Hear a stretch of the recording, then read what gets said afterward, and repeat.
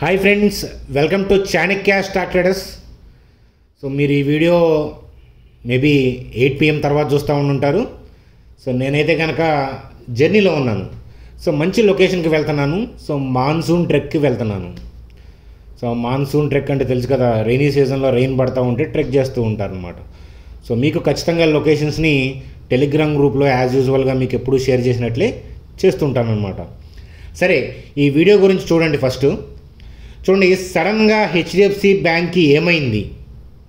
So నిన్నటిదాకా పాజిటివే అన్నారు కదా, ఏమైంది? లాస్ట్ నైట్ మన వీడియో చూసుంటే కనుక సో నేను ఎక్స్ప్లెయిన్ చేశాను హెచ్డిఎఫ్సి బ్యాంక్ ఎందుకని ఆ లెవెల్లో మనం వెళ్ళి సో మనం ట్రేడ్ పాయింట్ ఆఫ్ వ్యూలో బై తీసుకోకూడదు నేను ఎక్స్ప్లెయిన్ చేశాను, గుర్తుందా? చూడండి ఫ్రెండ్స్, సడన్గా మరి హెచ్డిఎఫ్సి బ్యాంక్ ఏమైంది, ఎందుకు డ్రాప్ అవుతుంది, కారణం ఏంటో చూద్దాం. అలాగే so work hard pharma so వరుసగా 12th స్ట్రైట్ సెషన్లో ర్యాలీ అయ్యింది. 9 to 10% దాకా ర్యాలీ అయి కూర్చుంది. సో ఆ అప్డేట్ గురించి చూద్దాం. సో ఫెడరల్ బ్యాంక్కి సంబంధించిన ఇంపార్టెంట్ న్యూస్ అప్డేటు, దానికి సంబంధించిన టార్గెట్ని రివైజ్ చేశారు, అదేంటో చూద్దాం. సో ఎస్ బ్యాంక్ పడిపోతుందా, ఎస్ బ్యాంక్ యొక్క పరిస్థితి ఏంటో చూద్దాం. బజాజ్ ఫినాన్స్కి సంబంధించిన Q1 అప్డేట్స్ చూద్దాం. ఓవరాల్గా నిఫ్టీ, బ్యాంక్ నిఫ్టీ యొక్క కథాగమనంతో సింపుల్గా వీడియోని ఎండ్ చేసేద్దాం. చూడండి ఫ్రెండ్స్, వీడియోలోకి వెళ్ళే ముందు మన ఛానల్ వీడియోని లైక్ చేయడం అనేది మన జన్మ హక్కు, కాబట్టి వీడియోని లైక్ చేద్దాం.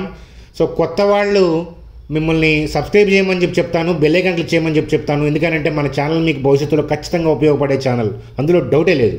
చూడండి ఫ్రెండ్స్, ఒకసారి హెచ్డిఎఫ్సి బ్యాంక్ యొక్క చార్ట్ చూస్తున్నాము.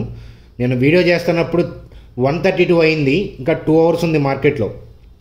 సో అయితే సో నిన్న వచ్చిన పాజిటివ్ న్యూస్ అప్డేట్ ఏంటి అని అంటే, సో హెచ్డిఎఫ్సి బ్యాంక్ యొక్క ఎఫ్ఐఐ షేర్ హోల్డింగ్ అనేది 55 నుంచి 54 పాయింట్ సంథింగ్కి తగ్గింది.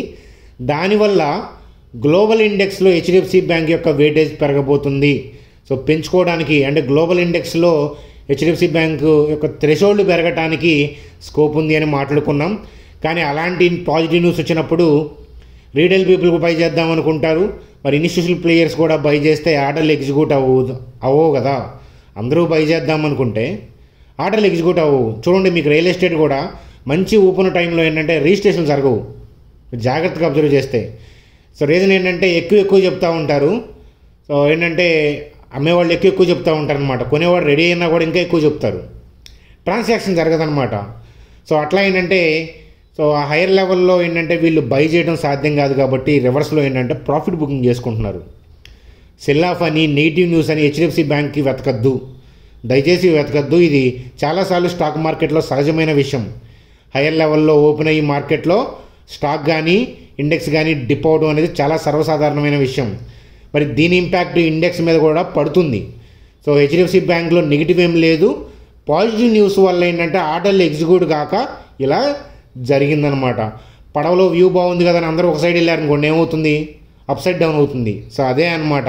సో ఆర్డర్లు ఎగ్జిక్యూట్ కాకపోవడం, హైయర్ లెవెల్లో అందరూ రీటైల్ పీపుల్ బై చేద్దాం అనుకొని ఆర్డర్లు పెట్టడం వల్ల రీటైల్ పీపుల్ దాన్ని ఆపర్చునిటీగా తీసుకొని కొంత ప్రాఫిట్ బుకింగ్ చేసుకుంటున్నారు, అంతే, అంతకంటే ఏం లేదు. చూడండి ఫ్రెండ్స్, నిఫ్టీ పాయింట్ ఆఫ్ వ్యూలో సో మనకి నిన్న అంతే gap up, so huge gap up నిన్న అయితే హెచ్డిఎఫ్సి బ్యాంక్ న్యూస్ వల్ల, ఇతరత్ర స్టాక్స్ పాజిటివ్ వల్ల ఏంటంటే హ్యూజ్ గ్యాప్ అప్, ఆ గ్యాప్ అంతే ఉంది. సో ఈరోజు కూడా ఏంటంటే గ్యాప్ అప్లోనే ఓపెన్ అయింది because of the global cues. So higher లెవెల్లో నిలబడలేక ఏంటంటే సో మనకి కొద్దిగా డిప్ అవుతుంది. కానీ నిన్నటి క్లోజింగ్ కూడా ఇంకా టచ్ అవ్వలేదు, 130 దాకా. సో నిన్నటి క్లోజింగ్ దగ్గర కూడా రాలేదు అని అంటే సో మార్కెట్ యొక్క స్ట్రెంగ్త్ని చూపిస్తుంది, అర్థమవుతుందా? కానీ మనం అర్థం చేసుకోవాల్సింది ఏంటంటే కంటిన్యూగా ర్యాలీ వెళ్తుంది కాబట్టి రీట్రేస్మెంట్ వచ్చే అవకాశం ఉంది. సో ఎవరైతే ఇక్కడ నుంచి బై చేసుకుంటా కంటిన్యూగా వెళ్ళారో, ఆ బై పాయింట్ ఆఫ్ మోడ్లో ఉన్నారో, వాళ్ళు ప్రాఫిట్ బుకింగ్ చేసుకోవటం, సెల్ కాదు. ప్రాఫిట్ బుకింగ్ అంటే ఆల్రెడీ బై చేసిన వాళ్ళు సెల్ చేయడం. సెల్ అంటే ఏంటి, షార్ట్ సెల్ అంటే ఏంటంటే కొత్తగా పొజిషన్ ఓపెన్ చేయడం. కొత్తగా పొజిషన్ ఓపెన్ గురించి నేను మాట్లాడట్లేదు. సో నేనైతే కనుక ఏం చేస్తాను అని అంటే, ఒకవేళ కింద నుంచి పిరమిడింగ్ చేసుకుంటా బై చేసుకుంటా వస్తే సో ఇక్కడ ప్రాఫిట్ బుకింగ్ చేసుకుంటాను. రేపు మీకు రీట్రేస్మెంట్ వచ్చే అవకాశాలు కనిపిస్తున్నాయి. ఎందుకంటే సో ఇక్కడ గ్యాప్ వదిలేశారు కదా, ఇక్కడ వదిలేశారు, అలాగే ఇక్కడ వదిలేశారు. ఏమాత్రం ఆపర్చునిటీ వచ్చినా ఇక్కడ దాకా, ఇంకొద్దిగా గట్టిగా ఆపర్చునిటీ వస్తే ఇక్కడ దాకా వచ్చే ప్రమాదం ఉంది. సో ఎప్పుడు వస్తుంది అని మనం అప్పుడు ఆ మూమెంట్లో వాళ్ళు బయలుదేరినప్పుడు చెప్పగలగాలి తప్ప ముందు జడ్జ్ చేయకూడదు దాన్ని. కానీ కాషియస్గా ఉండాల్సిన సమయం అయితే కనుక ఇదే అని చెప్తాను.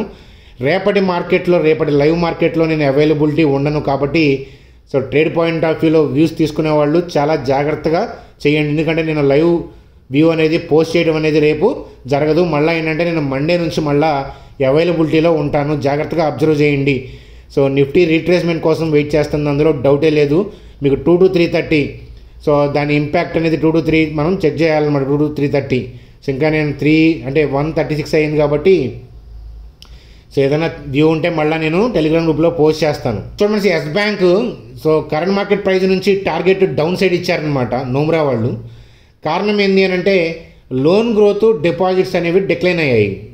మరి డిక్లైన్ అయితే రెవెన్యూ పడిపోద్ది, ప్రాఫిట్లు పడిపోతాయి కదా. అది కాసా డిక్లైన్ అయింది. చూడండి, కాసా డిక్లైన్ అవ్వడం అనేది మంచిది కాదు. క్వార్టర్ పాయింట్ ఆఫ్ వ్యూలో, ఇయర్ పాయింట్ ఆఫ్ వ్యూలో కూడా కాసా డిక్లైన్ అయింది.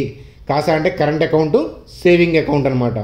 సో ఇత్యాది విషయాల్ని వాళ్ళు చూసి ఎసెట్ క్వాలిటీని వాళ్ళు అంచనా వేసి బ్యాంక్ యొక్క పర్ఫార్మెన్స్ ఎలా ఉండబోతుంది అంచనా వేసి నోమ్రా వాళ్ళు ఏంటంటే టార్గెట్గా 17 రూపీస్ ఇచ్చారు. అంటే డౌన్ సైడ్ పడుతుంది అని వాళ్ళ వ్యూ అనమాట. చూడండి friends, work hard pharma so మనం 3 సెషన్స్ ముందు మాట్లాడుకున్నాము. సో క్యాన్సర్ డ్రగ్ సంబంధించి వాళ్ళ బాగా మెడిసిన్ పనిచేస్తుందని రీసెంట్గా ఎవరో వాడారు. సో ఆ పేషెంట్ కోలుకున్నాడనే పాయింట్ ఆఫ్ వ్యూలో సో ఆ న్యూస్ అప్డేట్స్తో ఏంటంటే పెరుగుతూ వెళ్తుంది. 12th స్ట్రైట్ సెషన్ అనమాట. ఈరోజు కూడా 10% దాకా పెరిగింది. సో కారణం అయితే కనుక అదనమాట. ఎందుకంటే క్యాన్సర్ డ్రగ్స్కి సంబంధించి ఏంటంటే రీసెర్చ్కి, R&Dకి చాలా కాస్ట్ వెచ్చిస్తారనమాట. అవి సక్సెస్ అయితే కంపెనీలు చాలా ప్రాఫిటబుల్ వైపు వెళ్తాయి. కానీ అంత ఈజీ థింగ్ కాదు కదా. సో కాబట్టి అది సక్సెస్ వైపు అడుగులు వేస్తున్నారనే అప్డేట్తో మనకి వర్క్ హార్డ్ ఫార్మాకి సంబంధించిన ర్యాలీస్ కంటిన్యూగా వస్తూ ఉన్నాయన్నమాట. చూడండి, అలాగే ఫెడరల్ బ్యాంక్కి సంబంధించి నోమ్రా వాళ్ళు సో బై అని చెప్పి టార్గెట్గా 195 ఇస్తున్నారు. కారణం ఏంటి అని అంటే retail and wholesale loan growth rates అనేవి స్ట్రాంగ్ ఉన్నాయి. మనం మాట్లాడుకున్నాం 2 days బ్యాక్. ఫెడరల్ బ్యాంక్ యొక్క రీటైల్ గ్రోత్ బాగుంది, ఎంత పర్సంటేజ్ పెరిగిందో అని మాట్లాడుకున్నాం. హోల్సేల్ లోన్ గ్రోత్ ఎంత పర్సంటేజ్ పెరిగిందో మనం మాట్లాడుకుందాం. అలాగే డిపాజిట్స్ కూడా ఏంటంటే స్ట్రాంగ్గా ఉన్నాయి. So loan to deposit ratio అనేది క్వార్టర్ పాయింట్ ఆఫ్ వ్యూలో స్ట్రాంగ్గా ఉంది. అలాగే వాళ్ళు ఏం ఎక్స్పెక్ట్ చేస్తున్నారంటే NIM అనేది స్టేబుల్గా ఉంటుందనే పాయింట్ ఆఫ్ వ్యూలో చెప్తున్నారు. స్ట్రాంగ్ ఇన్కమ్ గ్రోత్ అనే పాయింట్ ఆఫ్ వ్యూలో చెప్తున్నారు. ఓవరాల్గా ఎసెట్ క్వాలిటీ అనేది సో చాలా బాగుంటుంది అని చెప్పి వాళ్ళు ఆ టార్గెట్ని వాళ్ళు ఇస్తున్నారనమాట. నోమ్రా వాళ్ళ వ్యూగా చూడండి ఫ్రెండ్స్. అలాగే బజాజ్ ఫినాన్స్కి సంబంధించి సో చూడండి Q1 updates. So deposits year point of వ్యూలో 26% పెరిగాయి. June 30th ఏంటంటే సో 62,750 crore డిపాజిట్స్ అనమాట. సో అంతకుముందు ఇయర్ 49,944 crore మాత్రమే. సో ఇయర్ పాయింట్ ఆఫ్ వ్యూలో 26% గ్రోత్, డిపాజిట్ పెరగడం మంచి శుభసూచకం. అలాగే కస్టమర్ ఫ్రాంచైజీ స్నాప్షాట్ చూడండి, మనకి ఇయర్ పాయింట్ ఆఫ్ వ్యూలో 20% గ్రోత్ ఉంది. సో అలాగే లిక్విడిటీ సర్ప్లస్ ఉంది 16,200 crores as of now June వరకు. మరి సో ఇంత అద్భుతంగా డేటా ఉంటే మంచి రిజల్ట్స్ని పోస్ట్ చేస్తుంది అని అంచనా కదా. అందువల్ల Bajaj finance every year point of వ్యూలో రిటర్న్స్ కనిపించడానికి కారణం ఏంటంటే దాని గ్రోత్ ఫ్యాక్టర్. ఈ బ్రేక్అవుట్ వచ్చింది, ఆ బ్రేక్అవుట్ వచ్చింది, అది ఇదని మనం ఇండికేటర్లు వేసి మనం ఏంటంటే ఆలోచిస్తాం. మనం ఆ మాయలో తిరుగుతూ ఉంటాం, ట్రెడిషనల్ లాజిక్స్ యొక్క మాయలో తిరుగుతాం. కానీ ఇన్స్టిట్యూషనల్ ప్లేయర్స్ యొక్క అంటే JP మోర్గన్ స్టాన్లీ ఇట్లాంటి వాళ్ళు, HDFC mutual funds, LIC mutual funds ఇట్లాంటి వాళ్ళు చూసే ఏంటంటే ఈ గ్రోత్, మేనేజ్మెంట్ కామెంటరీ, కమింగ్ 10 yearsలో కంపెనీ ఎంత పెద్దదవుతుంది, దాని యొక్క మార్కెట్ క్యాప్ ఎంత అవుతుంది, సో కాంపిటేటర్స్ ఏంటి, ఇవి ఆలోచిస్తారనమాట. అలా ఆలోచిద్దాం మనం కూడా. చూడండి friends, bank Nifty point of వ్యూలో ఈ HDFC మనకి హై లెవెల్ నుంచి సెల్ ఆఫ్ జరగడంతో ఏంటంటే సో దీంట్లో కూడా డిప్ కనిపిస్తూ ఉందన్నమాట. సో అయితే గుర్తుపెట్టుకోండి, నిన్న గ్యాప్ అప్ కదా.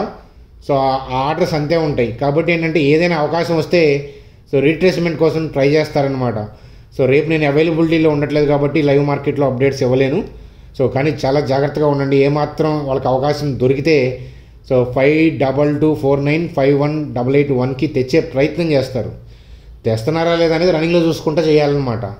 అంతేగాని ఆ లెవెల్ మార్క్ చేశారు, మీరు అక్కడ దాకా వస్తుంది అని చెప్పారని అనొద్దు. నేను చెప్పట్లేదు ఆ విషయం. అబ్జర్వ్ చేయండి, ఎందుకంటే అక్కడ ఆర్డర్స్ ఉంటాయి కాబట్టి దానికోసం వచ్చే ప్రయత్నం అనేది ఖచ్చితంగా చేస్తారు. ఇక్కడ కూడా కనిపిస్తుంది గ్యాప్. సో వచ్చే ప్రయత్నం చేస్తారు. కాబట్టి ఏంటంటే ఏదైనా అవకాశం వస్తే రిట్రేస్మెంట్ ఇక్కడ దాకా కానీ లేకపోతే ఈ క్యాండిల్ దాకా కానీ వచ్చే అవకాశాలు ఉన్నాయి. సో మరింత విపులంగా మండే మార్కెట్ నుంచి చూద్దాం. సో సండే కూడా నేను లేట్ నైట్ వస్తాను కాబట్టి సండే వీడియో కూడా ఉండదు. సో ఏదైనా ఇంపార్టెంట్ అప్డేట్ ఉంటే వాయిస్ మెసేజ్ ద్వారా సండే మీకు గైడ్ చేసే ప్రయత్నం అనేది చేస్తాను. అది ఫ్రెండ్స్ మనకి చాణక్య స్టాక్ ట్రేడర్స్ వీడియో. ఇప్పటిదాకా మనం చేసిన వీడియో నచ్చితే లైక్ చేయండి. కొత్త వాళ్ళు ఆల్రెడీ సబ్స్క్రైబ్ చేశారని ఆశిస్తున్నాను. మీ అభిప్రాయాన్ని కామెంట్ సెక్షన్లో తెలియజేయండి. Bye friends, good day.